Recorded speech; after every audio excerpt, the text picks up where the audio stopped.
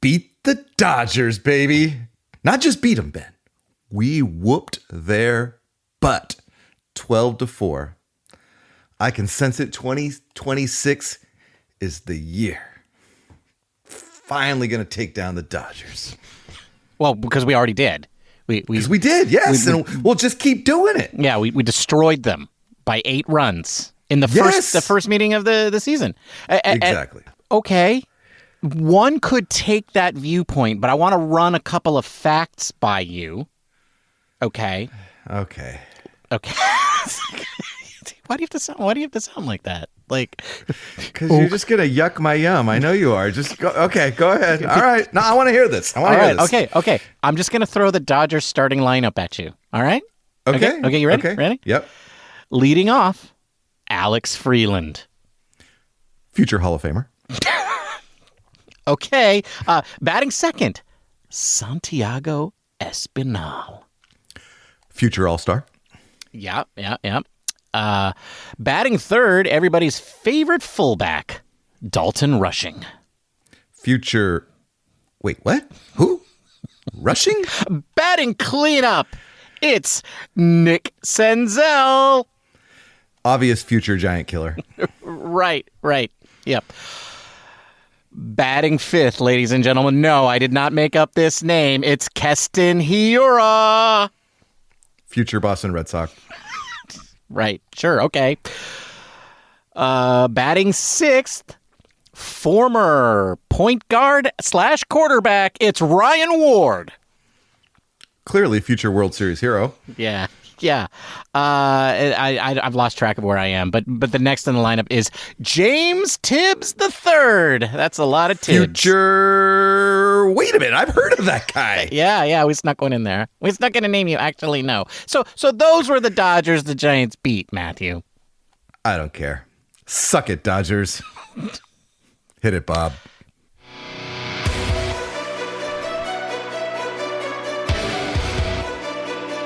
The Giants are rolling. The vibes are flowing. It's time for Giant Cocktails. Here are your hosts, Ben and Matthew Henry.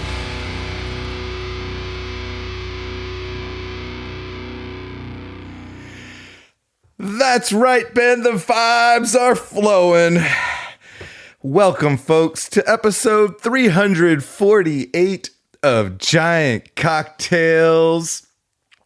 We haven't played that intro in quite a long time, but I felt we were ready for it after we whooped the Dodgers and are in first place in the Cactus League on our way to defending our Cactus League championship.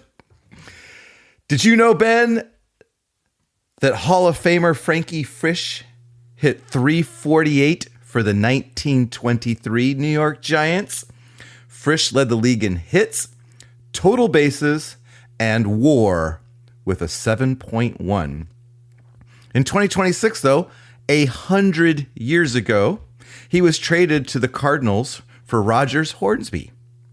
Frisch went on to play 11 seasons for the Cardinals, winning the MVP in 1931, while Hornsby played 1 season for the Giants, where he did lead the league in multiple offensive categories and even replaced iconic manager John McGraw as player manager late in the 2027 season. But then he was traded to the Boston Braves before the 2028 season, and we didn't have anything to show for it. Kind of like the Rafael Devers trade years later. We didn't have anything to show for the Rafael Devers trade? Or I meant the Red Sox didn't have anything to show for it. Oh, yeah. I forget that Rogers Hornsby was a Giant. Forever Giant, Rogers Hornsby. Yeah, I of course never forget about Frankie Frisch. Is it Frisch? It's Fish. Frisch. It's Frisch. I never forget about Frankie Frisch. Forever Giant, Frankie Frisch. Yeah. If they hadn't traded him, then he'd have his name up on the wall of fame there because he was a stud, apparently. Yeah. No, clearly he was. I mean, they got Rogers Hornsby for him, though, so... But Matthew, it's safe to say I didn't know any of that. That's amazing. I do want to complain to management, however, about you getting Bob to do the Giants are rolling and the vibes are flowing for 1 week of spring training. Okay, I get it. Like, this is the only winning that we get to experience anymore. And yes, we are defending Cactus League champions, and it would be pretty cool to win 2 in a row, and that might be the only winning that we get to experience. But I think it's still a little too early to be counting our chickens. You gotta celebrate when you have the chance to celebrate, Ben. Okay. Wow. Life is too short to wait for a better opportunity. Okay. Right. You know, so just seize the moment. Okay. We're winning. We're checks notes. We're 7-2 so far, and that means we are flowing. The vibes are flowing, Ben. So I'm ready for. Just to keep on playing that intro. Okay. Sure. Enough with the banter. Let's talk cocktails. All right. What are you drinking, Matthew? Bob, I'm drinking a cocktail called Banana Bliss. Bet you can't guess what's in it. Tell you all about it at the end of the episode. What are you drinking, Ben? Bob, today I'm drinking a cocktail called City Connect. And yes, it's purple. And it's better if you don't really think about what's in it. And you drink it and don't really think about too much about how it tastes. Just tell yourself it's fun. And you can find out what it is at the end of the episode. Anyway, today is Sunday, March 1st. That means we play regularly seasoned games this month. Holy crap. Wow. Oh, finally. Something like 24 days or something like that till the start of the season. Opening this a little over 3 weeks. Yeah, a little over 3 weeks. It's a Thursday, right? Or is it a Wednesday night? Wednesday night. Oh my goodness. You and I are going to have to figure out how we're going to do our episodes and all of that for that day. For that one, yeah. For that day. We'll definitely need to figure that out. Because, we'll go to 2 days a week at that time. And officially kicking off season 6 of Giant Cocktails. Because, folks, little known fact. Because we don't have that many listeners. That's why it's a little known fact. We count our seasons based on opening day. So this is actually the end of season 5 of Giant Cocktails. We have not begun season 6 yet. It's kind of crazy to think that we started this 5 years ago, though. That's right. It is kind of crazy. It also means we had a season 0 because we did do a few preseason episodes. That's true. So, yeah. You know, what's interesting when I tell people about our concept, and I talk about the cocktails aspect and how we rarely double up on a cocktail, then they look at me like I'm crazy. That they're like, you've done like 348 like cocktails, like unique cocktails, and I'm like, no, more like 330 unique cocktails. Well, there were some episodes during one season where we did the cocktail episode as our second episode of the week. Oh, that's true. And we drank the same cocktail for both episodes. So it's more like 300. Yeah. All right. Not nearly as impressive. Yeah, which is really only 150 for each of us. And that's easy. There's an infinite number of cocktails out there, people, because, it comes down to ratios, and, heck, you could even quibble over brands. Yeah, you switch one bitter, and it's a different cocktail? That's right. Exactly. This is easy. It's easy to make new cocktail recipes. It's hard to make good ones. It's hard, yeah. This is true. I mean, most of our listeners would agree to that. Okay, anyway, what are we talking about today? Well, we're probably going to talk about either the offense or pitching. I don't know. Have we decided yet? We'll decide.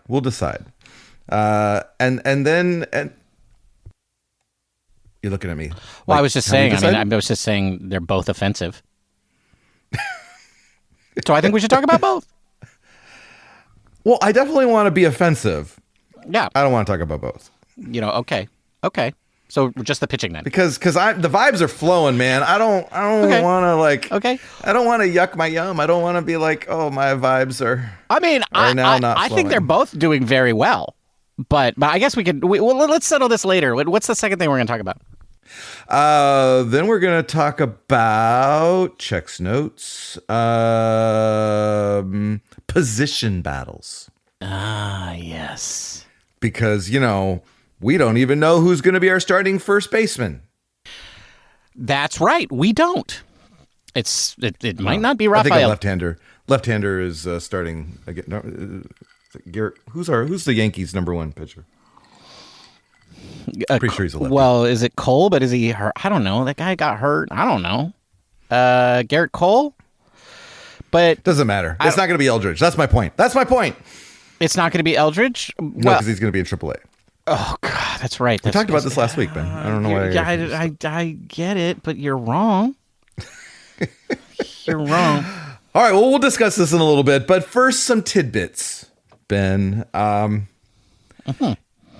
You are probably our resident expert on hamstrings. I do know a lot about hamstrings. We've had a couple of hamstrings this spring now. All of a sudden, yeah, a couple of them. And what advice would you give Rafael Devers or Joel Peguero about their hamstrings? Well, yeah, rest it, and when you think it's ready and all better, rest it some more. It's not. And if it feels tight, it's bad. And if it's just healed and feels good, it's still bad. So good luck with that. And this is a reason why you seem so convinced that our open day first baseman is going to be Rafael Devers.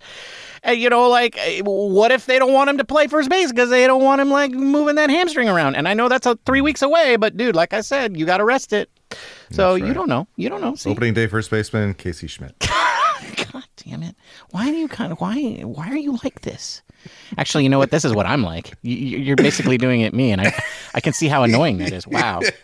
Yeah. Okay. Yeah. Wow. I'm glad you're seeing the light there. Okay. Then we had Harrison Bader and his thumb that he hit. Was that, I guess, after he damaged the food truck?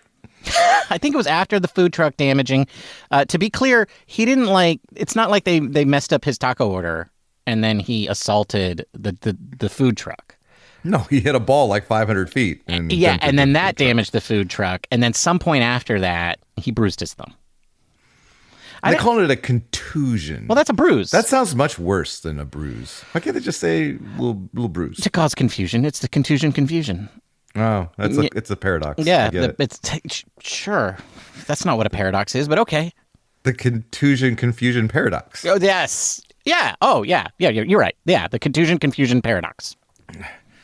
The one that maybe we should be the most worried about is Drew Gilbert's shoulder. Yeah, that doesn't sound good. First of all, that sounds like a made-up injury. It's impinged. I feel like he was just too many high fives. He's just been high fiving everybody. Well, if Vitello said it's because he's been high fiving guys too aggressively. Yeah, exactly. Yeah, actually, they said he's been throwing the ball too aggressively. He was trying to impress. Yeah, he is trying to remind his manager, his old manager, and his new manager who he is.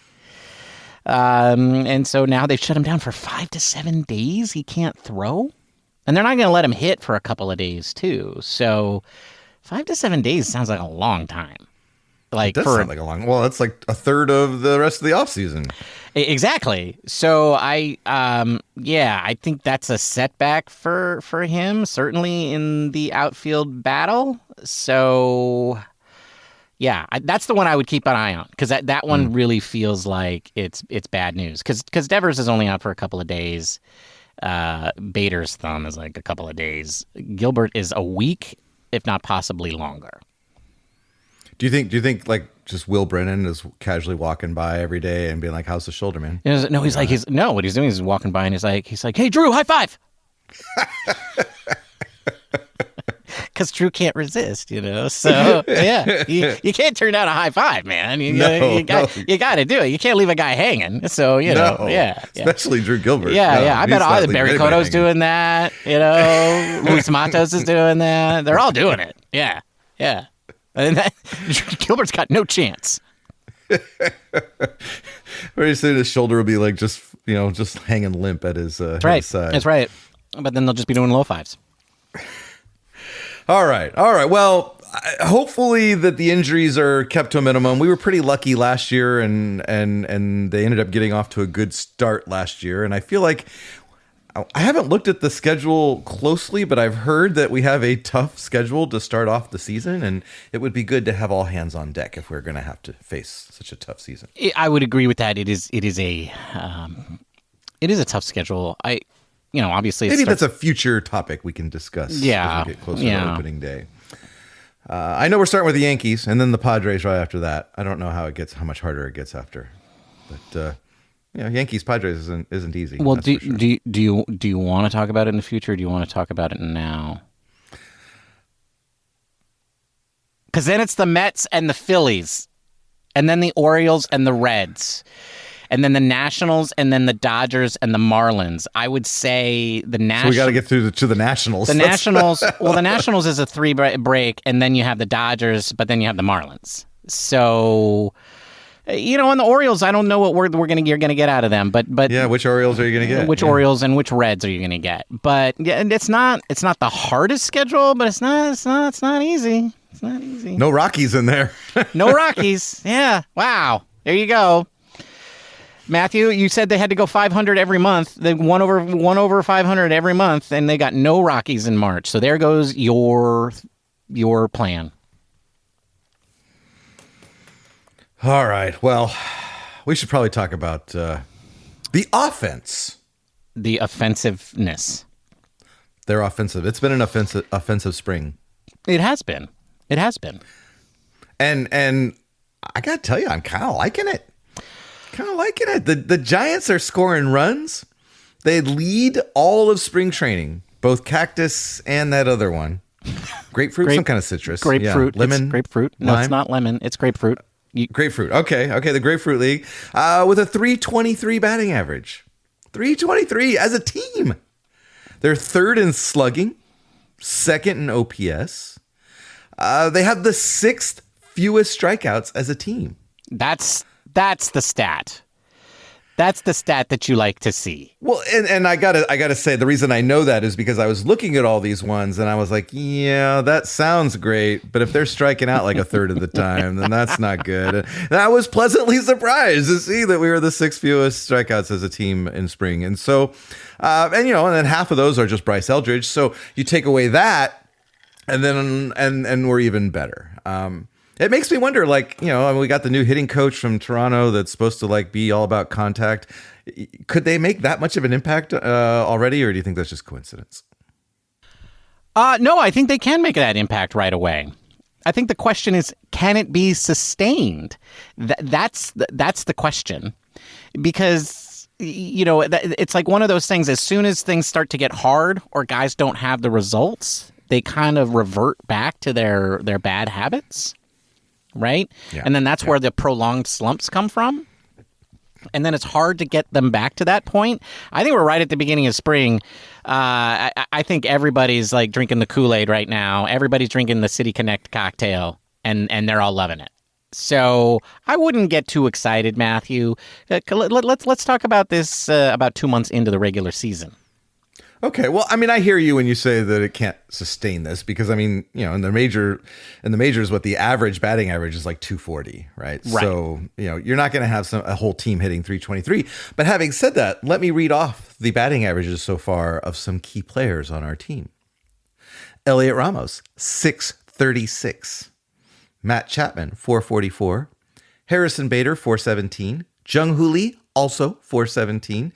Patrick Bailey's batting 400.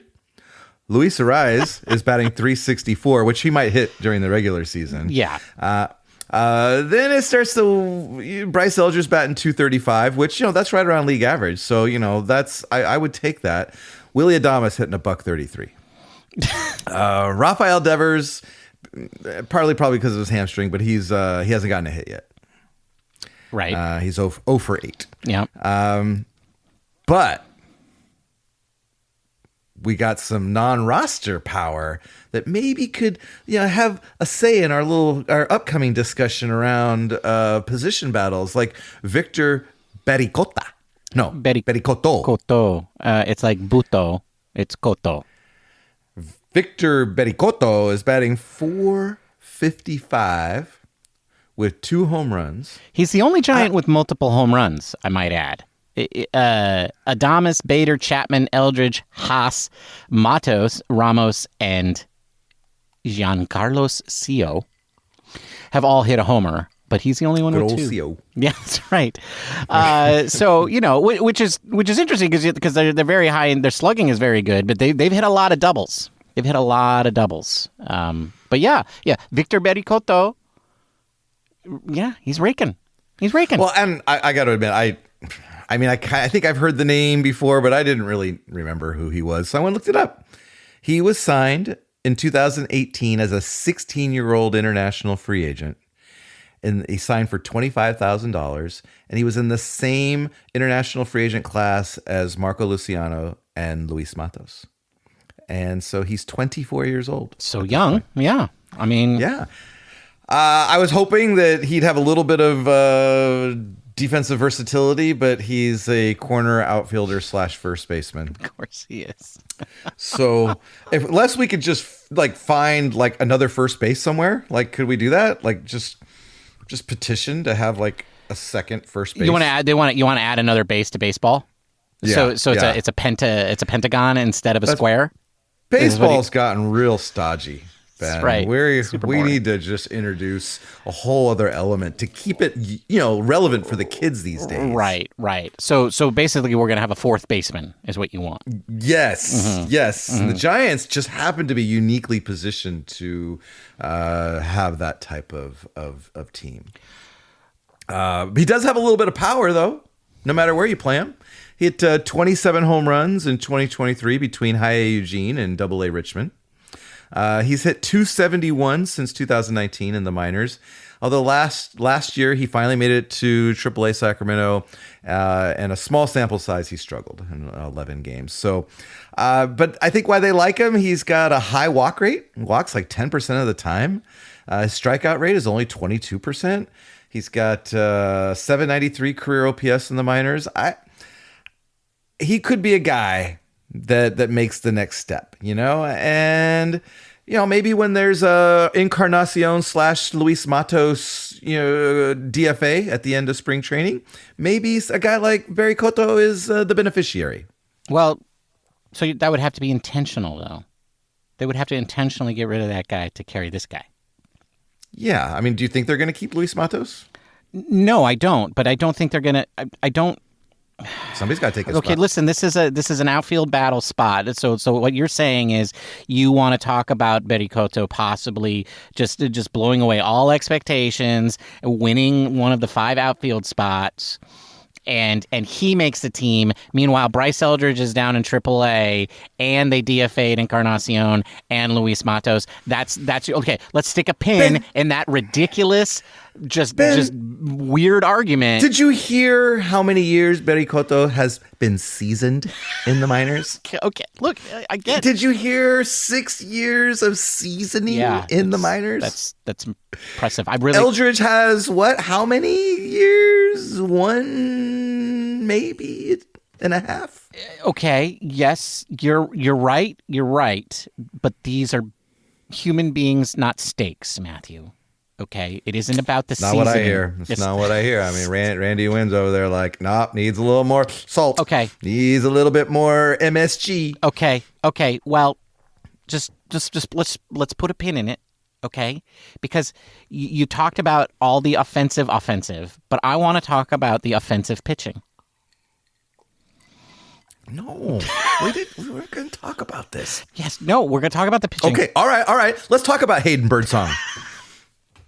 Okay, I don't want to talk about that pitching. You're talking about offensive pitching. Mr. Birdsong has a 54 ERA so far this spring. He's pitched 1 1/3 innings with giving up 8 hits and 7 runs or something like that. He's working on the cutter that Statcast calls a slider. Okay, just let's let the man work. All right, let's let the man work. Okay. I didn't mean to hit below the belt there. I know. That's right. Does that make you feel better? A little bit better, but dude, let's fix the Gumby shoulders, okay? Let's go out there and go to work, okay? Put the past behind you, one pitch at a time. Throw strikes. You could do this. I just want to make it clear, Mrs. Birdsong, that we really do love your son, and we really want him to succeed. I really want him to be like on the opening day roster, and it's hurting us as much as it's hurting you. No, you don't think so, Ben? I agree. How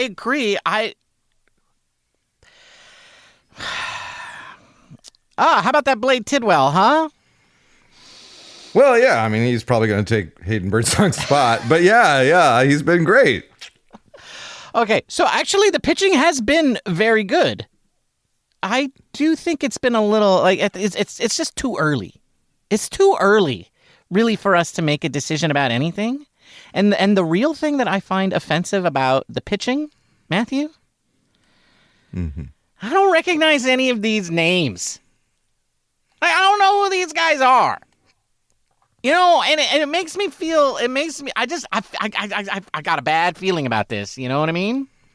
I do know what you mean, because it's one of those things where like we because of this podcast, we have to know a lot about the Giants, and it says a lot when we have to keep going to like Baseball Reference and MILB.com to figure out who the guy is that's on the mound. So yeah, there's a lot of unknown. There's a lot of things that we don't know, and that's uncomfortable. I agree. I'm thinking the saving grace of all of this is that they can be a little bit offensive because our offense is very offensive. You know what I'm saying? Like they don't have to be great. They just need to be right in the middle of the pack. And so far, the Giants have the 11th best ERA in spring training. And so that's all they need. They just need to be in that, like, you know, kind of upper third, and we'll win the World Series in 2026. Okay. I think it's definitely too early to be evaluating anything. Not too early. I think Zwack attack. That's going to be the key. Okay. It's a little too early to be evaluating anything, and I think that it's especially true for pitching, right? Just because you just don't have enough innings out of everybody. You just don't have enough innings. So you just don't really know where everybody's at. And even their opportunities to show what they've got are somewhat limited. So I think it's still it's a work in progress. There are some troubling signs, and there are some good signs. But I think my main what really lands home right now for the pitching is just, it's like, wow, we're going to feel uncomfortable about this right up through opening day. And then the truth will be upon us. And I don't know that the spring's really going to make any of us feel any better until we see what the regular season brings. That's what I find offensive about the pitching situation. But I guess that's kind of something we knew before spring training even started. All of that said, I do like what the offense is doing. Let's keep those strikeouts down, boys.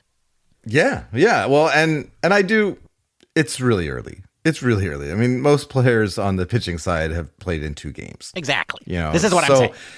So I get it. It's, you know, you can't be throwing out ERAs right quite yet and be like, this is the way it's going to be. Having said that, I really would have liked like Carson Wissenhunt and Hayden Birdsong not to have the 2 worst outings on the team so far. Yes, but there's 3.5 weeks left.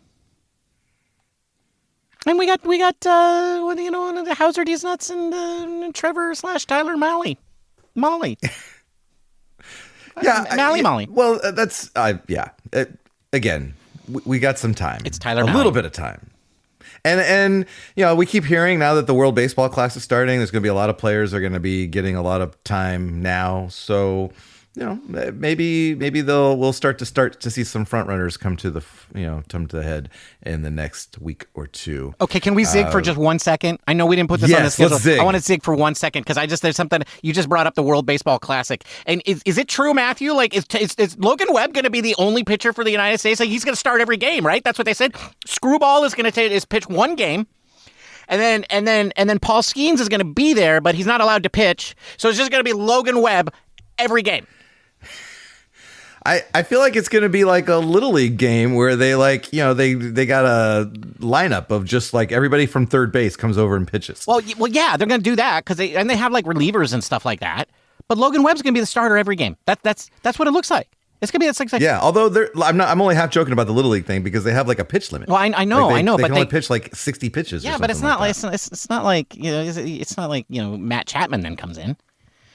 Yeah, but it's not like Logan Webb's gonna pitch like every game. He's still got to get 4 days rest in between. Okay, well, I hope you're right because I don't. Just it looks like that he's the entire starting pitching staff. Well, and I think the way, and I've only been listening to this. I haven't really looked into it, but I know they've got like a Friday game and then like a Sunday, Monday game in pool play. So they got like 3 games in like 4 days.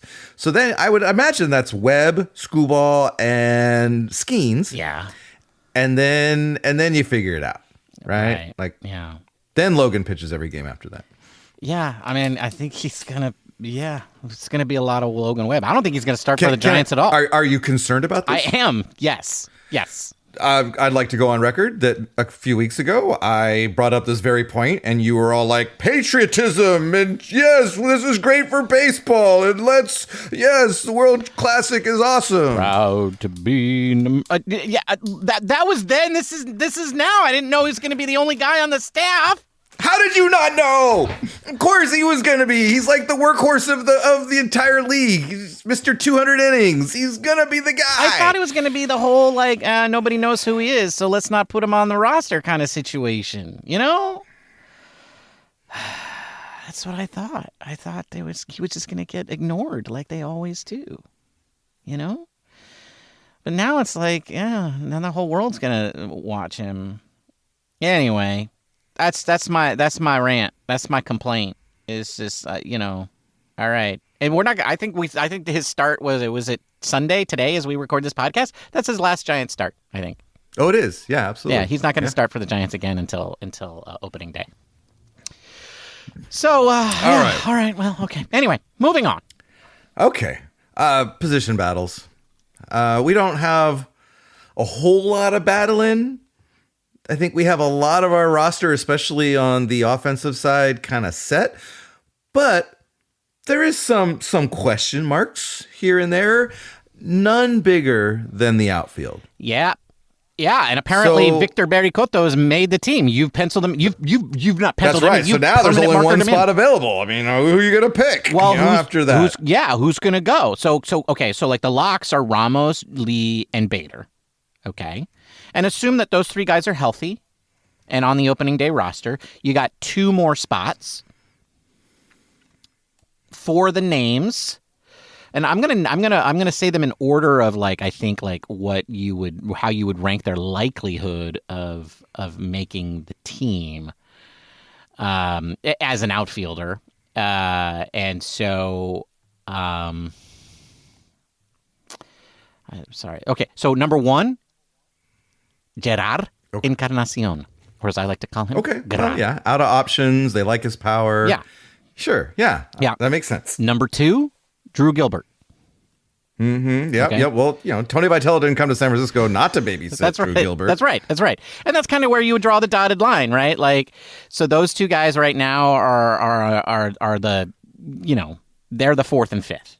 Yeah, and it makes sense because Gilbert can play center. Mm-hmm. He's also a left-hander that can pinch hit off the bench, and Encarnacion, being a right-hander, complements that. So yeah, okay, that all makes sense. I like it, except it doesn't include Victor Bericoto, and I would not have put him that high on the list. I would have had ahead of him Grant McCray.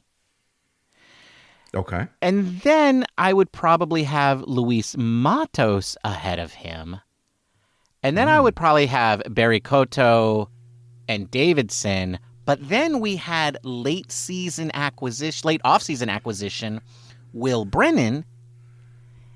And so I think you got to kind of put him above, like, I think up with McRae. So yeah, I would think also. I mean, I joked about it at the beginning of the episode. I mean, if Gilbert at all struggles, I think Brennan leapfrogs everyone. No, I into that left-handed kind of outfield reserve spot, don't you think? Right, and so Brennan and Gilbert are the two lefties on this list. And I would definitely agree with that. I think Will Brennan is much closer. You know, I have him right now under McRae, but he's probably ahead of McRae. He's probably... So, I mean, I think, if you could put him down lower in terms of, like, likelihood of making the team, but if Gilbert stumbles at all, then all of a sudden his likelihood is almost guaranteed. Right, or gets hurt. And, oh, look, he is. Stumble in other ways. Right, yes, it could be physically or just, not playing well. Right. Okay, so then, Mr. Henry, how does Victor Bericoto make it past Gerard Encarnacion? It's a challenge, and I'm kind of being joking about this, but I feel like guys every year play their way into making a team make a decision. And he seems to be one of those that's doing that this year. It's also a new coaching staff who maybe isn't biased against a guy that they don't know a whole lot about as far as his journey. And they're seeing a really good baseball player and they think he can make the team. I feel like that could influence it. I do think, though, that it is going to be a challenge for him to make the opening day roster. But like Luis Matos and Encarnacion are both not making the team. Okay. You mean both of them cannot make the team? What's one or the other at best? At best, correct. And so now you've got, because they're out of options, so that one of them's going to get DFA'd, and it opens up a 40-man roster spot. And I wouldn't be surprised if it was someone like Bericoto who gets put on the 40-man. Well, he only needs to go on the 40-man if he's called up to the 26-man. Correct. So you, I wouldn't, they'll make room for him if they need him. I guess my point is that he has a great spring. He gets added to the 40-man, and then things happen. Guys get hurt, and next thing we know, he's in the majors in that role. So I think he's very close. Yeah, what I'm saying is that they don't have to add him to the 40-man just because there's an open spot. Right? They don't have to add him there. Like they would hold off on adding him until they needed to call him up to the 26-man. That's when they would put him on the 40-man. Encarnacion and Matos, if they're not on the 26-man, they have to be DFA'd immediately on opening day. So they could end up leaving just an open spot there, or that may go to somebody else like Will Brennan. If needed. So, Will Brennan is already on. He's already on the 40-man. So, then I think they would just leave that spot open, or it would go somewhere else. One thing that I do want to point out here, which I think is still not a crazy idea, although I don't think we've seen Christian Koss in the outfield at all, though, is my crazy idea of having Christian Koss be your fifth outfielder, so that you could carry him and Schmidt, the Eldritch Knight. And then that leaves room for your Eldritch Knight to take that last spot, power /DH /corner infielder spot. So I do think that's a possibility, because the other person, and I think that's the other person that Gerard Encarnacion is sort of competing with, is Bryce Eldridge. And the main thing that really is an indicator to me right now that this is a serious battle that the team is looking at is that Encarnacion and Eldridge lead the team in plate appearances right now. Encarnacion is number 1, Eldridge is number 2. No one's going to say they didn't get a shot. That's right. And they're getting a lot of looks right now, and I think they will continue to get a lot of looks as long as they stay healthy for the rest of the spring. So, yeah, I mean, the spotlight is on these guys. Like, that is a clear indicator that is a key battle. And it's interesting because they don't really overlap in terms of position, but there are things that the Giants could do to mitigate the positional needs that carrying Eldridge would present. And that certainly does mean that Encarnacion would be the odd man out. Right. Definitely leaving no room for Bericoto. But But yeah, okay. So the next position battle, though, that we need to talk about then is the utility infielder battle. And this come on, because we know all these guys. We know these guys, man. This is brutal. Like, this is like,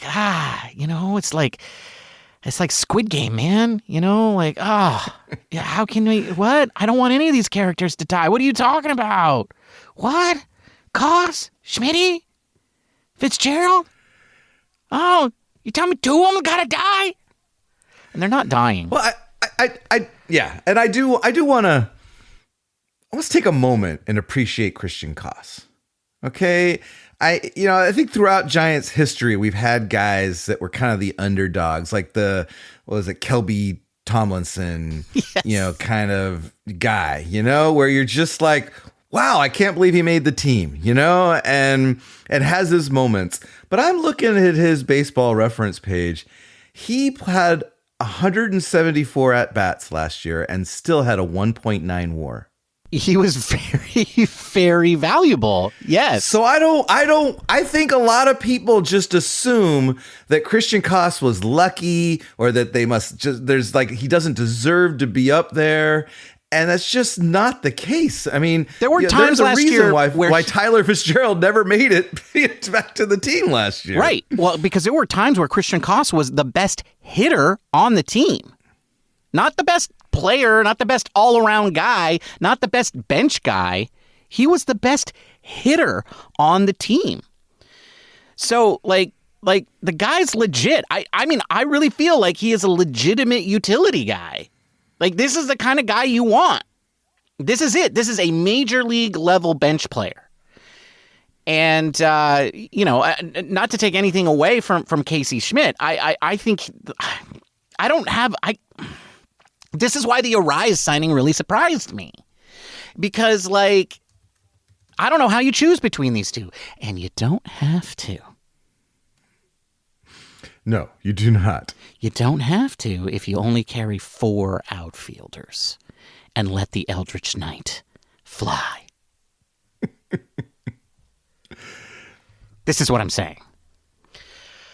You know what's interesting, though, as I'm looking at it, is that Casey Schmitt played in 95 games last year.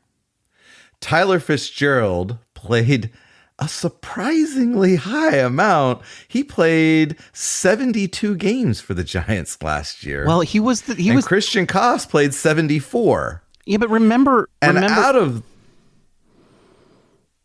just want to point, if we're just going by WAR, you know who had the lowest WAR out of all three? Schmitt. Yes, Casey Schmitt at 0.6. And so now I don't know what to do. I don't know who should be the utility infielders, Ben. Flip a coin. I mean, look. Casey gives you more infield versatility. Yeah. Yeah, he could play all the infield positions.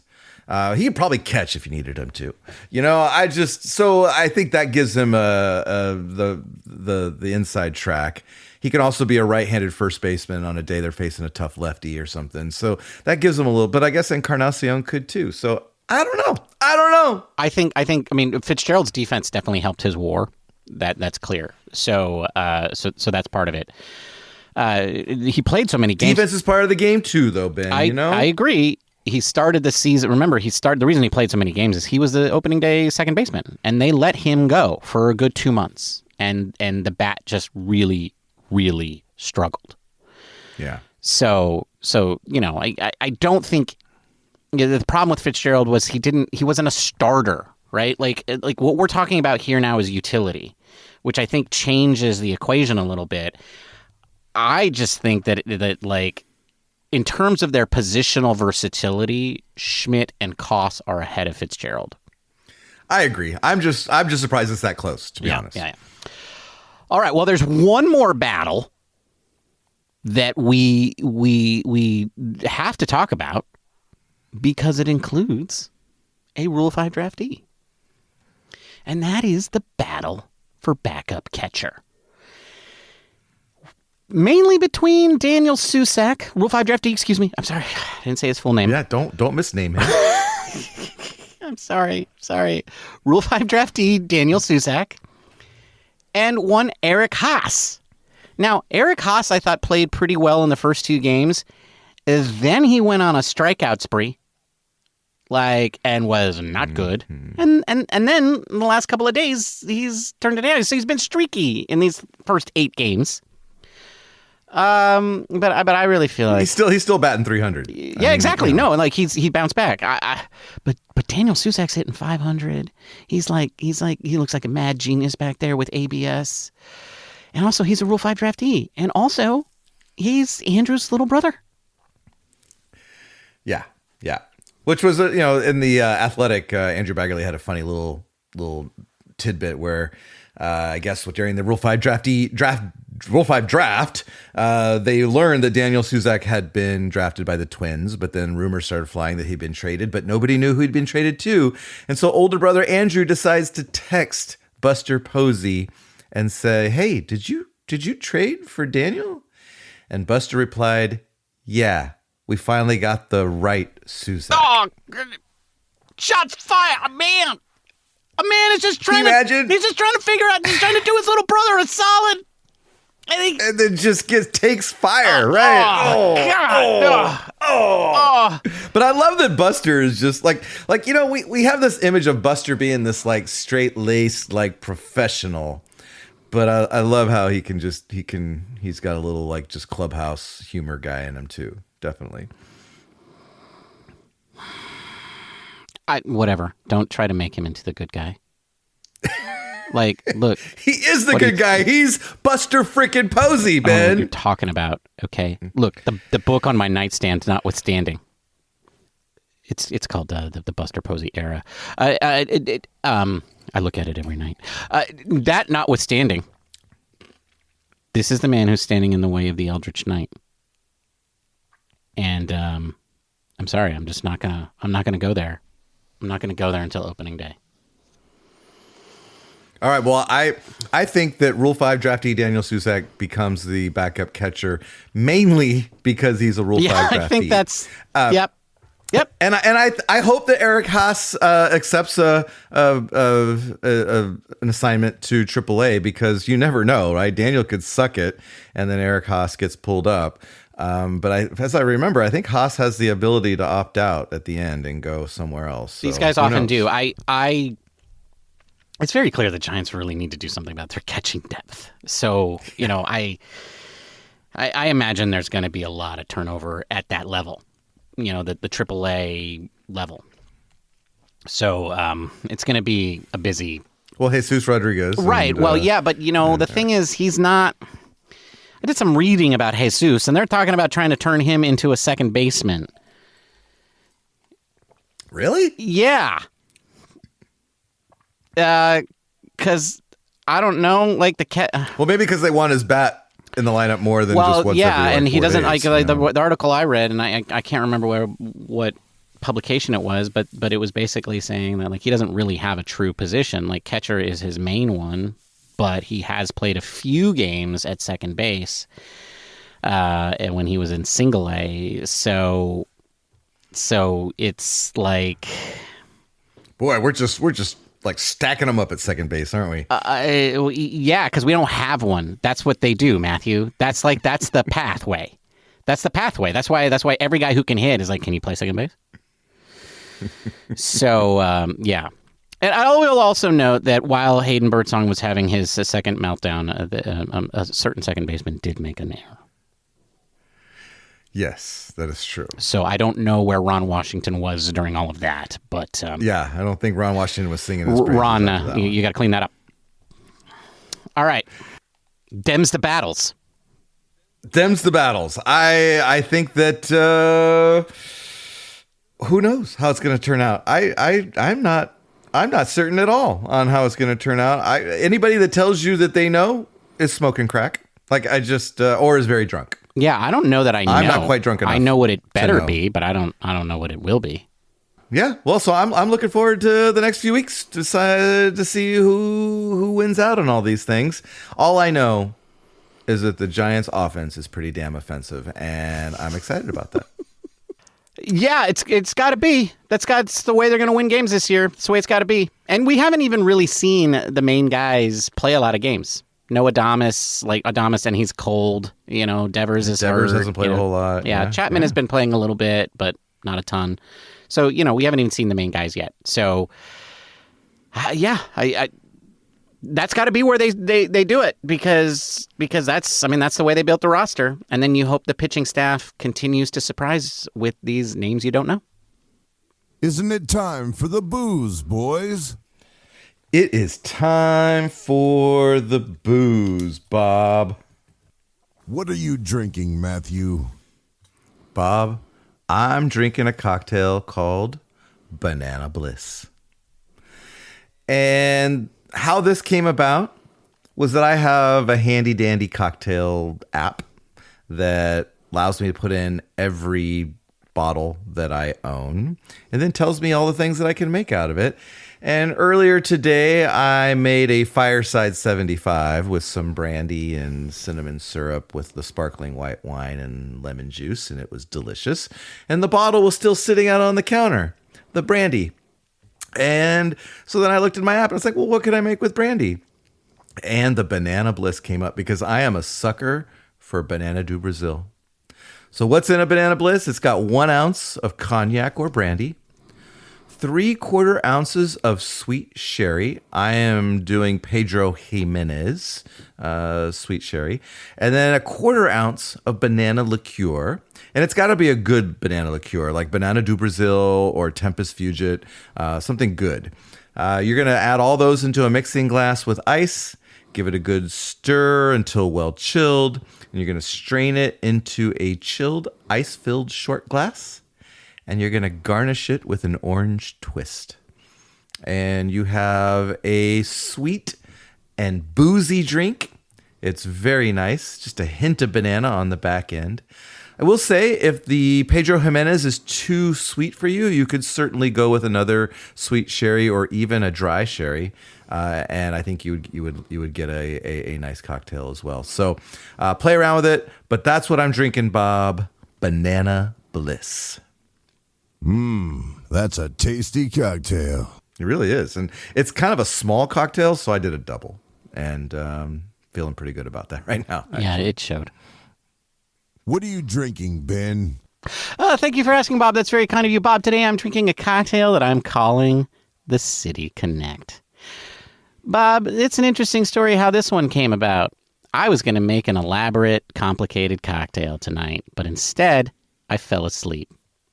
And then I had to eat dinner, which arrived later than I was expecting. And then, after that, I had family stuff come up. And then more family stuff come up. And next thing that you know, it's time for me to start recording with my brother, and I don't have a cocktail at all. So I came up here and I said, here's what I want to make, Matthew. I want to make something with grape soda because I have grape soda in my refrigerator, which I never do. And I thought it would be fun to make something out of it. And grape soda is purple, just like the San Francisco Giants City Connect uniforms. And so I thought, hey, but let's take that marketing opportunity to connect with Gen Z and put a little purple into Giant cocktails. And that's how I made the City Connect. So what is in a City Connect? Well, it has 2 ounces of gin. I would use any kind of gin that you like, a floral gin, a London dry gin. I think any of those are really going to burst through the grape soda flavor because of the difference between the two. Then you're going to add 1/2 ounce of lemon juice, and you are going to combine those over ice, and then you're going to top that with 2 to 6 ounces of grape soda. I was using Shasta, which I think goes well with the City Connect vibe. But maybe you want to use something a little higher quality, like Crush. Is there a high-quality grape soda, Matthew? I was just wondering that myself. When you said it, I was like, what would be higher quality? I don't know. Does Boylan's make a grape soda? They probably do. I don't think no, so. They don't. Nobody. There's no high-quality grape soda. There isn't. Yeah, all right. There Well, isn't. whatever. Okay. So anyway, A high-quality grape soda is called sparkling wine. it's not soda, Matthew. But that does sound very good, actually. That's what I should have done. I should have put sparkling wine on top of my gin. Good old French 75. But you know what? I'm not gonna lie. Like it actually, the grape soda could have been better. But it was fine. It was fine. It was fine. The lemon juice really helped meld the two together, and the gin gave it a little bit of a level of sophistication. And the grape soda just reminded me that it was not a sophisticated cocktail at all. Kind of like the City Connect uniforms. So there you go. That's how you make a City Connect, and that's what I'm drinking, Bob. That's a tasty cocktail. You know, Bob, I wasn't really sure which way you were going to go there, buddy. You could have gone either way. It was a coin flip there. I think he was struggling with it too. I mean, it's Decide to throw you a bone on that one. It's not bad. It's not bad. It's not bad, right? Look. They still make grape soda in multiple brands. Okay, so even though everybody says they don't like it, somebody's buying it. Okay, and maybe that's you. Maybe you secretly like grape soda. Try this cocktail. It was good. And that's a wrap. Thank you for joining us. We will be back next Monday after another week of spring training baseball. And I think the first World Baseball Classic games. Yes. Absolutely. All right. So Logan Webb will have pitched in a game that matters, sort of. I guess. Doesn't matter. Yeah, it matters-ish. This doesn't. It's. I don't know. Sometimes I like it. Sometimes I don't. I'm not really sure where I stand on the World Baseball Classic. The fact that they have pitch counts just really kind of tells you what the baseball world thinks about it. But anyway, we'll be here. In the meantime, if you can't wait that long, feel free to get your fix by reaching out to us on social media. Wherever you find the username Giant Cocktails, especially Spotify and YouTube, where you can where you can comment. You can also like and subscribe on YouTube. But most importantly, be sure to leave us a 5-star review on Apple Podcasts. Right? Yes. Yeah. Or Spotify. Oh, I thought you were struggling what to call Spotify this time. That's what was right. Causing your delay, your brain fart. It must have been the grape soda. No. Offensify. Offensify. Yeah, you can leave a 5-star review for us on Offensify. Matthew, it was great talking San Francisco Giants with you. Until next time, cheers, my friend. Cheers, Ben. Bye, everybody. Goodbye.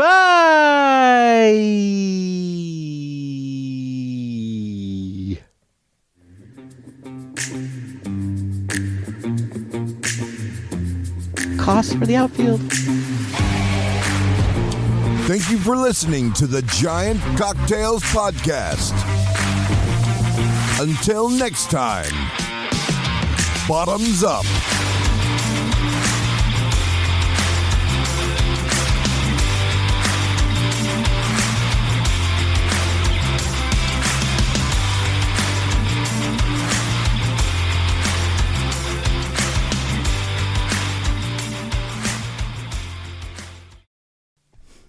Thought you were going to throw in the FAFSA there. The FAFSA forms. Oh God. That one is its own, gets its own segment. Yeah, I don't want to. That's a different show, FAFSA? dude. That's a different show. Maybe we should do that podcast. Oh, and the CSS profile. You don't have to do that one. I do. CSS profile is like FAFSA on steroids. Whoa, cascading style sheets profile? Like, yeah, no, it's, I don't know what it's like, college something okay. profile. You don't know what cascading style sheets are. I don't. But both of them are like equally hard, I'm sure, because cascading style sheets are not that hard. Well, I mean, they're kind of confusing. They have lots of different ways they can play. Okay, they're pretty hard, but not for me. Just use Tailwind, which just means all you're doing is inline styles, but pretending they're classes.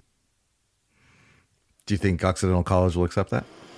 Occidental College will accept cascading style sheets.